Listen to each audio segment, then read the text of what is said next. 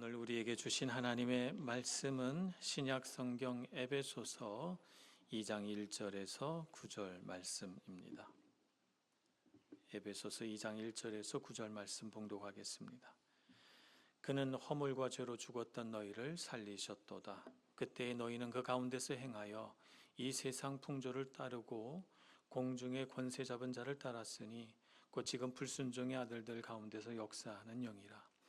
전에는 우리도 다 그 가운데서 우리 육체의 욕심을 따라 지내며 육체와 마음에 원하는 것을 하여 다른 이들과 같이 본질상 진노의 자녀이었더니 긍휼이 풍성하신 하나님이 우리를 사랑하신 그 큰 사랑을 인하여 허물로 죽은 우리를 그리스도와 함께 살리셨고 너희는 은혜로 구원을 받은 것이라.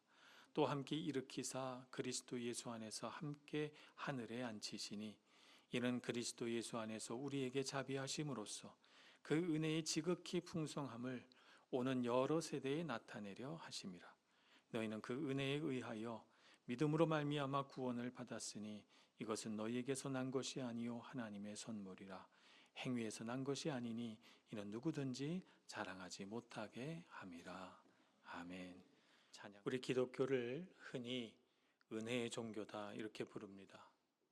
그 이유는 성경, 구약 성경에서부터 신약 성경에 이르기까지 또 고대로부터 오늘 현대에 이르기까지 하나님께서 사람과 인간, 사람과 관계를 맺으시는 방법이 모두 은혜를 바탕으로 하고 있기 때문입니다. 하나님께서 사람을 만나 주실 때 사람의 공적을 보고 사람의 능력을 보고 우리를 만나 주시지 않습니다. 세상은 그렇게 하죠. 세상은 이 사람이 얼만큼 능력이 있느냐, 얼마나 공을 세웠느냐 이런 걸 보지만 하나님은 이 세상 사람 가운데 하나님 앞에 내세울 게 없다는 것을 너무 잘 아십니다. 그래서 하나님은 사람과 관계를 맺으실 때 은혜로 관계를 맺으십니다. 아무 능력 없어도 아무 공로 없어도 하나님이 우리를 불쌍히 여겨줘서 우리를 만나주시고 우리에게 은혜를 베풀어 주시고 우리에게 자비를 베푸시고 이렇게 하는 것이죠. 그죠? 그것이 바로 하나님께서 사람과 관계를 맺으시는 방법이에요. 그래서 성경에는 하나님의 은혜가 드러나 있습니다. 그래서 기독교를 은혜의 종교다 이렇게 말하는 것이죠. 그래서 믿지 않는 사람들도 잘 아는 찬송 Amazing Grace, 이것도 하나님께 은혜 받은 사람이 그 은혜를 받은 감격을 노래한 찬송이지 않습니까? 그래서 그 은혜에 대한 감격은 믿지 않는 사람들도 뭔가 느끼는 게 있나 봐요. 그래서 Amazing Grace, 사람들이 신앙이 없어도 그 찬송을 들으면서 뭔가 뭉클한 감동을 느끼곤 합니다. 그래서 우리 교회에서도 은혜라는 말을 많이 씁니다. 그죠? 은혜, 참 중요한 말입니다. 그런데 우리는 그 은혜의 의미를 잘 알고 사용하고 있는 것일까요? 하나님의 은혜라는 말이 너무 익숙해져서 당연한 것으로 알고 있지는 않을까요? 마음속에서 하나님의 은혜가 무엇인가 하는 걸 알고 인정하고 그리고 그 은혜에 대해서 뭔가 감격이나 감사 같은 것이 있으면서 그 은혜라는 단어를 사용하면 좋은데 때로는 우리가 그냥 교회에서 사용하는 신앙적인 용어 중에 하나로서 은혜가 사용될 때도 있는 걸 보면 우리가 은혜라는 이 말을 잘 사용하고 있는 것일까 하는 생각을 하게 됩니다. 그래서 오늘은 에베소서 2장을 통해서 우리를 향하신 하나님의 은혜가 무엇인지 다시 한번 생각해 보고 또 그 은혜를 따라 살게 될 때 우리의 삶은 어떤 삶이 될까 하는 것도 함께 생각해 보겠습니다. 하나님의 은혜에 대해서 우리가 가장 먼저 생각해 볼 것은 은혜를 말하기 전에 우리 사람이 어떤 운명을 가진 존재인지에 대해서 아는 것이 필요하다 이렇게 말씀을 드리고 싶습니다. 사람이라고 하는 존재, 우리는 사람이 살아가는 세상을 바라봅니다. 바라보면서 한 가지를 압니다. 뭘 아냐면 도덕적인 면에서나 우리의 경험을 바탕으로 해서나 인간에게는 상당히 문제가 있다. 사람이 살아가는 세상을 바라보니 문제가 없는 곳이 없고 갈등이 없는 곳이 없고 부패하지 않은 공동체가 없더라는 거예요. 그래서 사람에게는 뭔지 모르지만 무언가 잘못된 부분들이 있구나, 사람은 불완전하구나 하는 것을 압니다.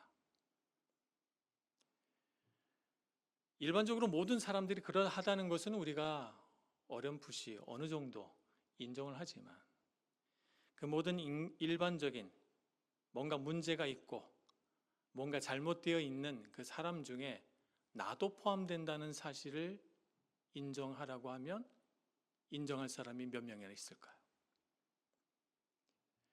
말하자면 사람에게 문제가 있다는 것을 자기 자신에게는 잘 적용하지 않더라는 것입니다. 자신의 잘못은 사소한 것으로 취급하고 그것이 누군가에게 아픔이 되고 그것이 누군가에게 눈물 나게 하는 일이 된다 할지라도 자신의 잘못은 사소하게 여기고 세상의 어떤 종류의 사람들만 근본적으로 잘못되었다고 생각하는 그런 경향을 띠곤 합니다. 그러나 성경은 하나님을 떠나 사는 모든 인간은 예외 없이 동일하게 부패하였다고 말씀합니다. 나를 포함해서 말입니다. 로마서 1장 28절에서 32절입니다. 또한 그들이 마음에 하나님 두기를 싫어하매 하나님께서 그들을 그 상실한 마음대로 내버려 두사 합당하지 못한 일을 하게 하셨으니 곧 모든 불의, 추악, 탐욕, 악의가 가득한 자요 시기, 살인, 분쟁, 사기, 악독이 가득한 자요 수군수군하는 자요 비방하는 자요 하나님께서 미워하시는 자요 능욕하는 자요 교만한 자요 자랑하는 자요 악을 도모하는 자요 부모를 거역하는 자요 우매한 자요 배역하는 자요 무정한 자요 무자비한 자라. 그들이 이 같은 일을 행하는 자는 사형에 해당한다고 하나님께서 정하심을 알고도 자기들만 행할 뿐 아니라 또한 그런 일을 행하는 자들을 옳다 하느니라. 이것이 우리 사람이 살아가는 세상의 모습입니다. 인정하기 어렵고 내 자신에게 적용하기 쉽지 않겠지만 성경은 분명하게 우리가 사는 삶은 우리 인간이 만들어내는 세상은 그러하다고 냉엄하게 우리에게 말씀하고 있는 것입니다. 모든 인간은 스스로 부패하였기 때문에 자기를 선하고 옳은 삶으로 인도할 능력이 상실되어 있습니다. 그런 능력 없는 인생을 살다가 자기의 삶을 선하게도 만들지도 못하고 옳게 만들지도 못한 인생을 살다가 결국은 그 모든 자신의 죄에 대한 대가를 치를 수밖에 없는 결말에 이르게 된다는 것입니다. 그런 운명을 지닌 모든 인간 가운데 한 사람이 누굽니까? 바로 납니다. 바로 납니다. 우리 인간 한 사람 한 사람입니다. 하나님을 떠나 살면, 하나님의 은혜를 모르면, 하나님의 은혜가 없다면 우리는 그런 삶을 살 수밖에 없는 존재라는 것입니다. 그래서 오늘 에베소서 2장 1절은 그런 운명을 가진 나의 삶을 이렇게 표현합니다. 허물과 죄로 죽었던 이라고 표현하고 있는 것입니다. 실제로 죽은 것은 아니지만 죽을 운명을 향해 가고 있기 때문에 죽었던 이라고 표현하고 있는 것입니다. 에베소서는 오늘 우리를 죽을 운명으로 인도하는 것이 세 가지라고 합니다. 이 죽을 운명으로 인도하는 세 가지는 하나님의 은혜가 전혀 없는 것들입니다. 은혜가 없고 은혜를 상실해 버렸기 때문에 이 세 가지는 죽음으로 인도합니다. 첫째는 세상 풍조입니다. 이 세상은 그들이 추구하는 가치, 그들의 세상 가운데 유행하는 그 모든 유행 가운데 하나님을 두지 않습니다. 그렇기 때문에 이 세상이 만들어내는 것은 인간의 욕심의 집합체입니다. 그래서 인간의 욕심이 만들어내는 환경을 만들고, 인간의 욕심이 만들어내는 경제를 만들고, 인간의 욕심이 만들어내는 정치 구조를 만들고, 인간의 욕심이 만들어내는 문화를 만들어내는 것이죠. 그래서 그 안에 선한 것이 아무것도 없습니다. 그로 인하여 어느 영역이든 부패합니다. 사회, 문화, 정치, 경제 모든 영역에 부패한 것이 발견됩니다. 또 이 세상은 우리에게 어떻게 가르칩니까? 노력한 만큼 얻을 것이라고 가르칩니다.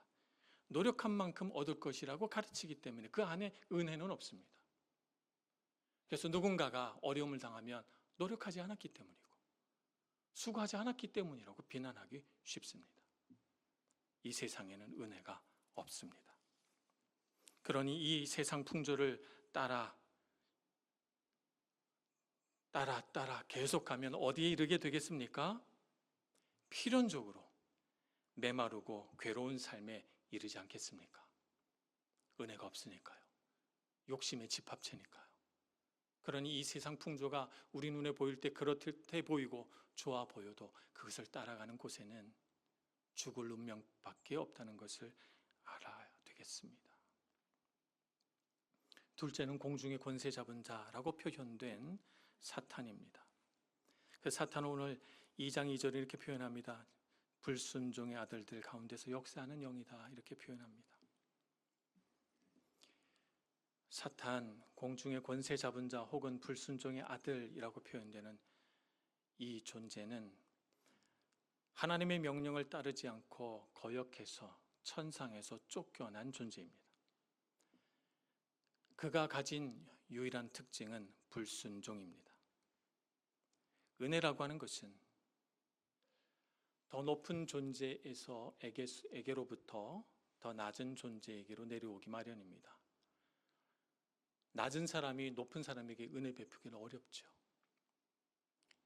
더 능력 있는 사람이 능력이 없고 약한 사람에게 베풀 수 있는 것이 은혜입니다. 능력 약한 사람이 무슨 은혜를 베풀 수 있겠습니까? 이 세상에서 가장 높으시고 가장 능력 많으신 분이 누구십니까? 하나님이십니다. 근데 그 하나님을 인정하지 않고 그 하나님의 명령에 불순종하는데 어찌 하나님으로부터 은혜를 받을 수 있겠습니까? 그분을 소원하고 그분을 바라고 그분께 순종해야 은혜가 있지 않겠습니까? 은혜를 상실해버린 사탄은 그 안에서부터 하나님을 향하여 분노합니다. 그래서 그 하나님을 향한 분노의 감정을 누구를 향해 쏟습니까?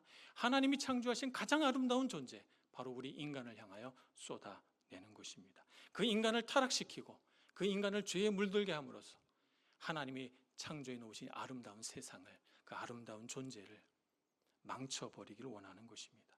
자신이 그러하듯이 우리도 불순종하게 만들어서 우리가 하나님 앞에 진노의 자녀가 되도록 하려는 것입니다. 그래서 우리에게 불순종해도 괜찮다고, 아니 오히려 불순종하는 것이 더 좋은 것이라고 우리에게 가르치는 것입니다. 마지막으로 우리의 삶에 은혜가 없게 만드는, 우리를 죽음으로 가게 만드는 것이 무엇입니까? 그건 우리의 욕심입니다. 우리 육체 가운데 있는 욕심이죠. 우리 육체는 본질적으로 이기적이고 탐욕적입니다. 죄로 인하여 부패한 우리 육신은 자기 자신만을 위해 살려고 합니다. 자기 자신을 가장 높은 곳에 두고자 합니다. 그리고 거룩하신 하나님으로부터 멀어지려고 하는 성향을 띱니다. 그렇기 때문에 자기 마음에 원하는 대로 행하게 되면 우리는 필연적으로 우리 마음에 있는 욕심이 가져다 주는 결과물들을 맛보게 됩니다. 독이 있는 열매죠. 이렇게 우리를 둘러싼 세상, 우리를 유혹하는 사탄, 내 내면 안에 있는 죄는 우리를 절망적인 곳으로 인도합니다. 그것은 바로 죽음입니다. 이런 삶에서 우리는 어떻게 해야 구원을 받을 수 있을까요? 우리는 과연 우리 힘으로 이 절망적인 인생의 운명을 바꿀 수 있겠습니까? 내 능력, 내 노력, 내 자격으로는 우리를 이 죽을 운명에서 도무지 건져낼 수가 없는 것입니다. 우리를 이 죽음의 운명에서 건져내실 수 있는 분은 오직 한 분, 사랑과 긍휼이 풍성하신 하나님뿐이십니다. 하나님의 은혜만이 우리를 건져내실 수 있습니다. 그 하나님의 은혜를 바라고 사는 우리 모두가 되기를 소망합니다. 본질상 진노의 자녀였던 우리를, 아무 볼 것 없는 우리를 하나님은 사랑하셔서 우리에게 아무 조건 없이 은혜를 베풀어 주십니다. 우리의 죄를 대신해서 아들 예수 그리스도를 보내셔서 그 귀하신 몸에, 그 거룩하신 몸에 모든 인류의 죄를 짐지우시고 그의 생명값으로 우리가 받아야 할 마땅한 죄의 형벌의 값을 받게 하셨습니다. 얼마나 놀라운 은혜입니까? 그 아들의 그 엄청난 대가를 지불해서 우리가 갖고 있는 그 모든 죄를 다 용서해 주시고 오히려 우리를 하나님의 자녀로 삼아 주신 것입니다. 비유로 한번 말씀드려 보겠습니다. 어떤 사람이 기차를 탔습니다. 기차를 타고 보니 이 기차는 절벽을 향해 가고 있습니다. 절벽에는 다리가 없습니다. 그래서 절벽 끝에 이르면 이 기차는 거기서 그 아래로 떨어져 이 기차에 타고 있는 모든 사람이 다 죽을 운명입니다. 근데 이 기차는 멈출 수가 없습니다. 그런데 이 절벽에 이를 때까지 시간이 얼마 남아 있는 것이죠. 그래서 기차 안에서 최고급 음식을 대접해 줍니다. 여러분, 내가 얼마 안 있다가 기차와 함께 죽게 되는데 최고급 음식을 먹는다고 그 음식이 맛있겠습니까? 맛이 없을 것 같아요. 1등 칸에 있는 가장 편안한 침대를 준다고 합니다. 그 침대에 누워서 마음이 평안하고 즐겁겠습니까? 아닙니다. 우리 마음속에 그 우울한 생각, 죽을 운명이라고 하는 그 절망이 떠나지 않을 것입니다. 아무리 좋은 음식을 먹어도, 아무리 편한 침대에서 자도 아마 우리는 마음에서 우울한 감정이 떠나지 않을 것입니다. 근데 어느 날 정말 기적과 같은 은혜로 내가 그 기차에서 내렸습니다. 그래서 다른 기차를 탔습니다. 근데 그 기차는 우리를 낙원으로 인도해 주는 기차입니다. 비록 그 기차에 시설이 잘 갖추어지지 않았더라도, 불편한 것이 있더라도 우리의 마음은 어떨까요? 즐거울 것입니다. 행복할 것입니다. 사실 우리가 그 기차 칸에서 어떤 음식을 먹느냐, 어떤 침대에서 자느냐, 이것은 더 이상 중요한 문제가 아닐 거예요. 그죠? 거기서 가장 싸구려 음식을 먹어도 얼마나 맛있겠습니까? 소박한 침대에서 잠을 자도 우리는 얼마나 평안하게 깊이 잠들며 그 여행을 떠나겠습니까? 우리의 생명이 구원을 받았고 우리가 곧 낙원에 도착할 것이기 때문에 그 기차 안에서 누리는 모든 것이 감사요, 기쁨이 아니겠습니까? 우리는 하나님의 은혜로 구원을 받았습니다. 우리는 인생이 달라졌습니다.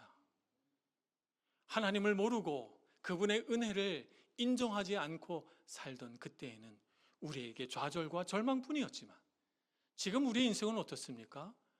우리는 소망이 가득하고 우리 인생의 가장 소박하고 작은 것이라도 우리는 기쁨이요 감사입니다. 내가 먹고 마시는 모든 것이 다 하나님의 은혜입니다. 왜냐하면 우리의 인생은 영원한 생명을 향해 가고 있기 때문입니다. 우리는 죄와 사망의 굴레로부터, 그 저주로부터 해방되었습니다. 우리는 더 이상 죄책감으로 인하여 우리 자신을 탓하며 가슴을 칠 필요가 없습니다. 우리의 모든 죄를 주님께서 지고 가셨기 때문입니다. 우리가 여전히 연약한 자로 살아가지만 하나님은 우리를 그리스도 예수를 통하여 의로운 자라고 불러주십니다. 우리는 우리의 잘못을 회개하고 고백할 때 절망해서 고백하지 않습니다. 소망하며 고백합니다. 주여, 나를 더 멋진 사람으로, 그리스도를 닮은 사람으로 자라나게 해 주소서. 이런 소망을 가지고 말입니다. 우리는 아들 예수 그리스도의 죽음과 그분의 부활로 인해서 하나님의 자녀가 되었습니다. 우리의 신분은 더 이상 진노의 자녀가 아닙니다. 우리는 하나님의 자녀입니다. 그렇기 때문에 우리는 우리 인생의 소망을 가질 수밖에 없죠. 우리 인생은 잘 될 수밖에 없는 겁니다. 왜냐하면 생명으로 가고 있으니까요. 성경은 하나님께서 우리를 사랑하셔서 아무 값 없이 우리에게 은혜를 베풀어 주신다고 말하며, 그 안에는, 그 은혜 뒤에는 하나님의 가득하신 사랑이 있다고 말씀하고 있습니다. 그러니 우리는 얼마나 복받은 사람들입니까? 얼마나 큰 은혜의 능력을 누리는 사람들입니까? 지금까지 살아온 삶도 하나님의 은혜이고, 지금 내가 여기 살아있는 것도 하나님의 은혜이고, 내가 앞으로 살아갈 인생도 하나님의 은혜로 가득한 줄로 믿습니다. 우리가 상상하지 못했던 멋진 삶을 하나님께서는 예비해 두시고 우리를 은혜로 더 큰 은혜로 인도해 주실 줄로 믿습니다.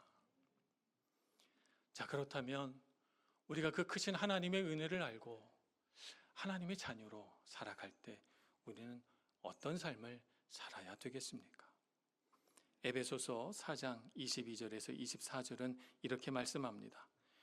너희는 유혹의 욕심을 따라 썩어져가는 구습을 따르는 옛사람을 벗어버리고 오직 너희 심령이 새롭게 되어 하나님을 따라 의와 진리의 거룩함으로 지으심을 받은 새 사람을 입으라. 아멘. 새 사람을 입으라 하십니다. 하나님의 은혜를 받은 사람은 어떻습니까? 하나님의 은혜에 반응하게 되어 있습니다. 하나님에 대한 우리 모든 믿는 자들의 반응은 무엇입니까? 믿음입니다. 믿음은 우리에게 베풀어 주신 하나님의 은혜를 알고 그 은혜를 붙잡는 것이 은혜입니다. 하나님이 나에게 은혜를 주셨구나, 나는 은혜 받은 사람이구나, 그 은혜를 딱 붙잡는 것이, 그것이 믿음입니다.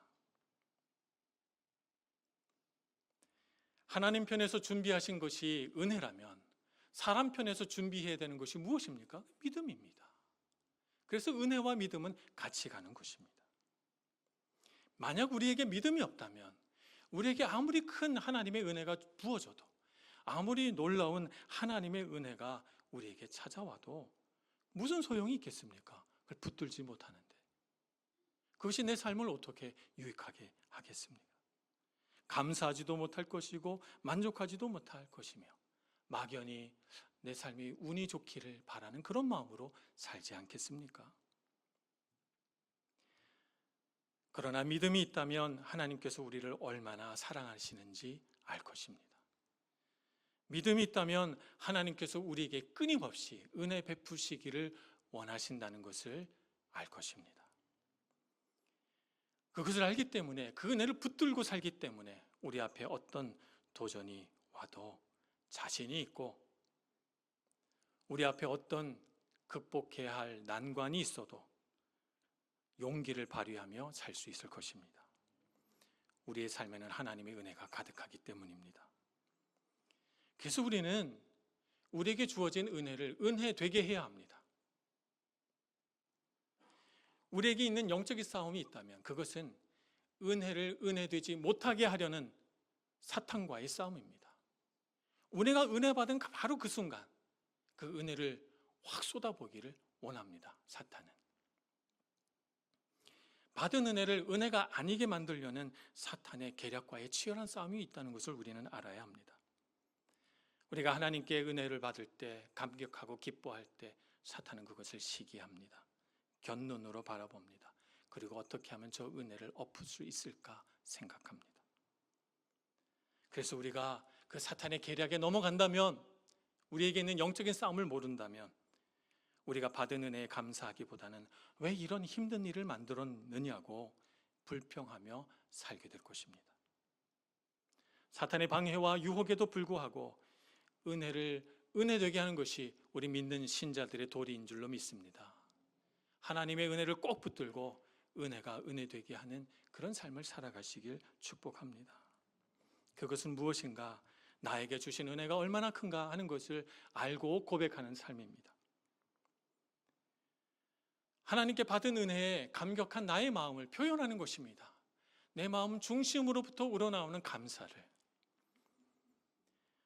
나의 고백으로, 나의 섬김으로, 나의 몸으로, 나의 물질로, 나의 소유로 하나님 앞에 이렇게 감사합니다 라고 표현하는 것입니다.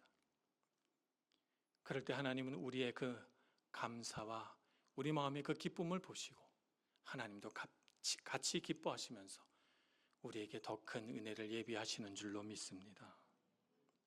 고린도전서 15장 10절은 이렇게 말씀합니다. 그러나 내가 나 된 것은 하나님의 은혜로 된 것이니 내게 주신 그의 은혜가 헛되지 아니하여 내가 모든 사도보다 더 많이 수고하였으나 내가 한 것이 아니요 오직 나와 함께 하신 하나님의 은혜로라. 하나님의 은혜 아래 살아가는 사람은 자기가 한 일을 내가 수고한 것이라고 말하지 않습니다. 내 공로라고 말할 수가 없습니다. 왜냐하면 하나님께서 주신 은혜가 아니었다면, 하나님께서 공급해 주신 힘이 아니었다면 그 모든 일들을 내가 능히 해낼 수 없었다는 것을 알기 때문입니다. 그렇기 때문에 내가 수고하고 내가 헌신했지만 내가 한 것이 아니라 하나님의 은혜입니다. 이렇게 고백하게 되는 것입니다. 하나님의 은혜를 알면 자랑할 것은 나에게 없고 오직 하나님께만 있다는 것을 알게 됩니다. 하나님만을 높이고 하나님만을 자랑하고 하나님의 은혜를 드러내는 인생이 되기를 소망합니다.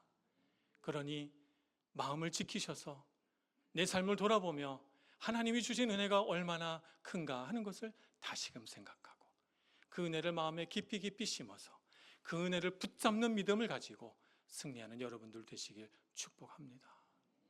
그 은혜로 인하여 많은 열매를 거두어서 다시 하나님께 하나님의 은혜입니다. 주님께 영광 돌리는 저와 여러분, 우리 밀라노 한인교회 공동체가 되기를 간절히 소원합니다. 기도하겠습니다. 좋으신 하나님, 우리의 삶이 광야와 같이 메마르고 힘들다 할지라도 주님의 은혜가 있으시다면 우리에게 소망이 있음을 고백합니다. 광야도 기름진 땅으로, 강과 시내가 흐르는 땅으로 변화시켜 주실 주님이신 줄 믿기 때문입니다. 내 삶에 주어진 작은 것 하나하나에도 감사하며 우리를 사랑하셔서 아무것도 아끼지 아니하시며 그 아들 예수까지 주신 그 하나님의 사랑을 꼭 붙들고 은혜를 누리며 사는 인생 되게 하여 주옵소서. 예수님의 이름으로 기도합니다. 아멘.